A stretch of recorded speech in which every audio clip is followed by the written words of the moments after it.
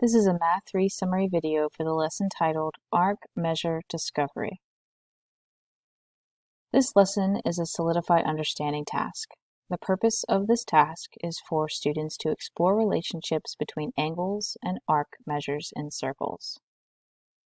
In this lesson, you'll explore relationships between angles and arcs. In this video, we will specifically explore the relationships between inscribed and central angles, exterior angles in the intercepted arcs, and angles created when two chords intersect. Let's look at the relationship between an inscribed angle, angle CDB, and the central angle, angle CAB, that intercepts the same arc, arc CB. First, I'm going to draw angle CAB. Then, I'm going to compare the measure of angle CAB with the measure of angle CDB. I can use translations and rotations to see how many times angle CDB fits inside angle CAB. And I find that it fits twice. This means that the inscribed angle is half the measure of the central angle that intercepts the same arc. You can also say that the inscribed angle is half the measure of the intercepted arc. Remember that the measure of an arc is the same as the measure of its central angle.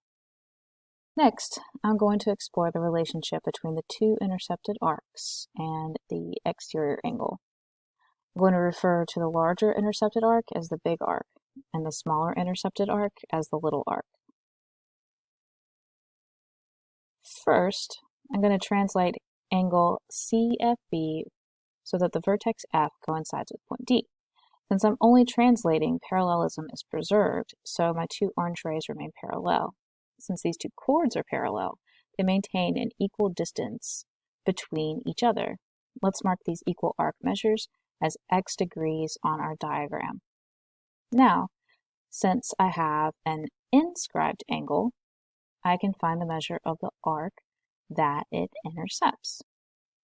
I just need to multiply 20 by 2 to find that this arc that is intercepted by the inscribed angle is 40 degrees.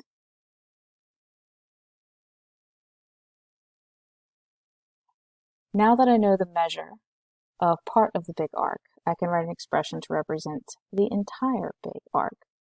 I have 2 times 20 for the part that is intercepted by the inscribed angle, plus x, which is the measure of the rest of the big arc, and the same measure as the smaller arc.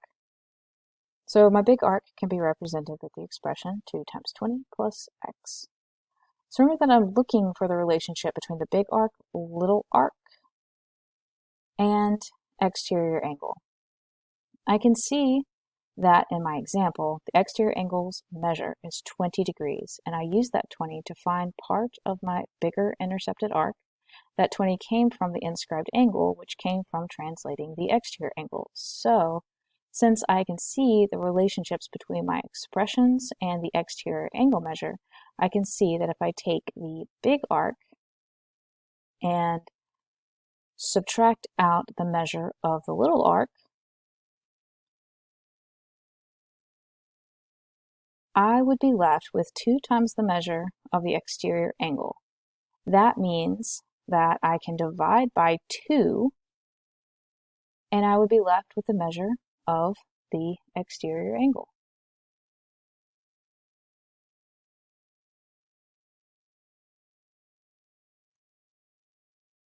Next, we're going to look at the relationship between arc measures and the angle created when two chords intersect.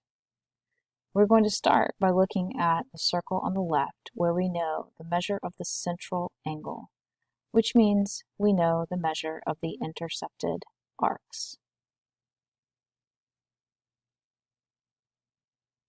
Also notice that we do have vertical angles, so both arc HD and arc FG are 45 degrees. Then I'm going to translate HG so that I'm creating angles that are not central angles.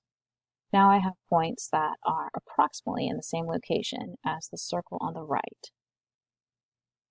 Also, remember that parallelism is preserved when we translate a line.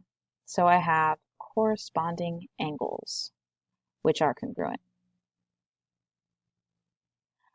Next, I want to write expressions for arcs CD and FE.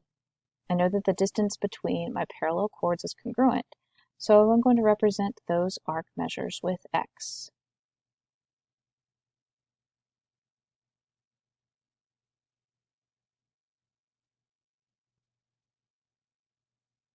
Since the measure of arc HD is 45 degrees and the measure of arc HC is X degrees, I can represent the measure of arc CD as 45 minus X. And then for arc FE, since part of the arc is 45 and the other part is X, I can represent the measure of arc FE as 45 plus X. Now, my diagram has gotten a little crowded, so I'm going to take away the measurements and labels that I no longer need so that I can focus on finding the relationship between the two arcs and the angle measure. The angle measure is 45 degrees, and one arc subtracts some number from 45 and the other one adds the same number to 45. This makes me think about averaging. For example, if X was equal to 5 and I subtract 5 from 45 and I add 5 to 45, I would get 40 and 50. When I average 40 and 50, I get 45. This idea would work regardless of the value of X. So all I need to do is average the two intercepted arc measures, and I will get my angle measure.